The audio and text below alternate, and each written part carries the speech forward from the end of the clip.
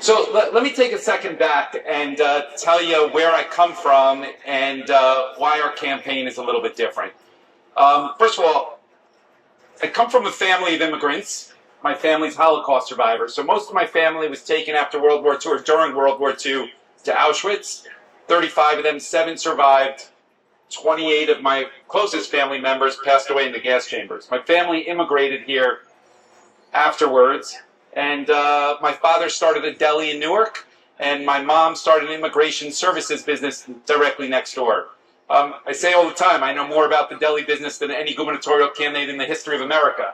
That's my fallback position. If this campaign doesn't work, I'm going back to the deli business, just so you know. That's it. All right. But let me tell you, after college, I got a job on Wall Street, and I left it after 9/11 to enlist in the Marine Corps. I thought it was important for a partial payment for citizenship to say thank you for a lot of the things that my family had was given when they moved here with nothing, and I thought that serving in the military was a debt owed. I went out to Iraq with the first wave of troops with the Marines, up to Baghdad, came back, and not thinking I would get involved in any of this, Jersey City at the time had the first African-American mayor in the history of Jersey City. His name was Glenn Cunningham. Very prominent guy. Very popular guy, and he was a guy fighting the establishment back then. He was in this lane of turning Jersey City in a different direction. And to make a long story short, the only reason I'm here today is because that man gave me an opportunity. He saw something in me that he thought I would help this guy move into politics in a way that I never thought was possible, and here I am today. We were actually campaigning in my first campaign, and he had a massive heart attack and he passed away. But I tell you, I wouldn't be here had it not been for him. People open doors for you that you never anticipated. In 2013, I ran for mayor outside of the political establishment, very much like we're running today, to change the state. And at that point, I was talking about changing Jersey City. It was very clear on policy, very grassroots focused.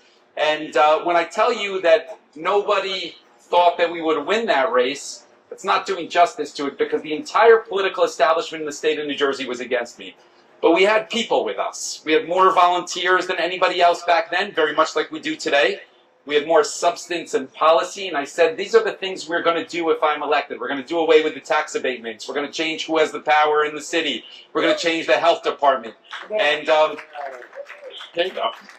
And I was elected in an upset, and we did that stuff. When people say that Jersey City would have changed anyway because it's proximity to New York, I always say the same thing. I say Jersey City has been close to New York for 250 years. The reason it has changed is because we were willing to push and change the conventional politics as it was in Hudson County. Now, when you think about bone structure of a municipality or a city, Camden has a lot of similarities to Jersey City.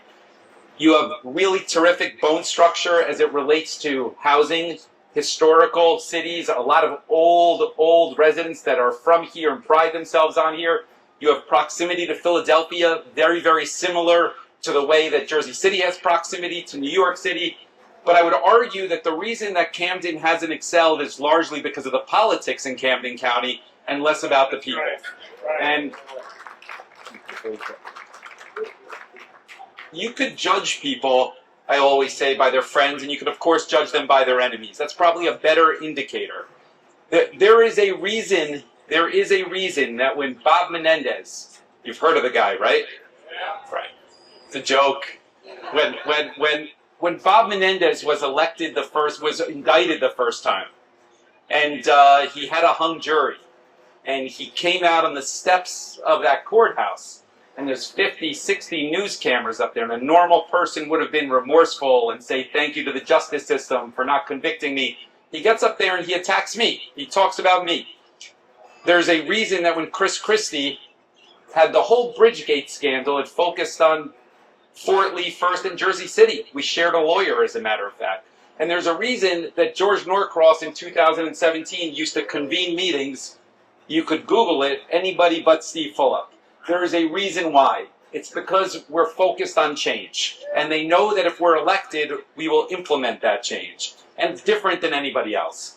This campaign is really about going directly to people. We do 4 or 5 of these a week at this point. And sometimes the rooms are 100, 150 people. I didn't know what to expect here because, to me, Camden has been a hard place to kind of crack the politics here, to be honest with you. But I'm really grateful that on a Saturday afternoon on Easter weekend that so many people are out here today. It says something about the fact that people want to see a different type of politics here. Politics that works for you more than the people that are in power today as it relates to their own personal wallets. So what I want to do is really just change the direction of the conversation rather than me just talking. Let's just talk a little bit about the problems that you see in questions, and I'll tell you what I think the solutions are for New Jersey. And we may disagree, we may agree. The goal is for me that you leave here after the next hour or so and you say, look, he said these 30 things and they were substantive and clear on how and why he's going to do them, and I like 27 of them. I don't agree with those 3, but I understand why he thinks what he thinks. And that to me would be a win for today. And when we leave, you'll see that our campaign is different because it's more substantive, more direct than anybody else. You're going to leave here and probably say there are people that speak better than he does, that could give a rousing speech and really get people off their feet. Maybe that's not his strength. And there's people that have the political machine and that's not his strength.